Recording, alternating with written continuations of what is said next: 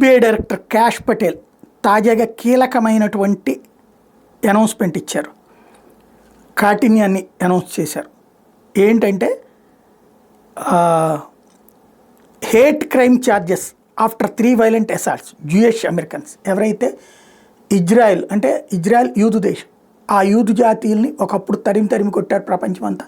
అనేక మంది భారత్లో వచ్చి దాక్కున్నారు. ఆ తర్వాతన మళ్ళీ వెళ్ళి ఇజ్రాయెల్ సొంత దేశాన్ని ఏర్పాటు చేసుకున్నారు. కానీ చుట్టూ ఉన్న 14 దేశాలు అలా నాశనం చేయాలని కోరుకుంటే, బట్ వాళ్ళకు ఉన్నటువంటి DNA టెక్నికల్ కాన్సెప్ట్లో అవగాహన, వాళ్ళ దీనివల్ల ప్రపంచమంతా విస్తరించున్నారు.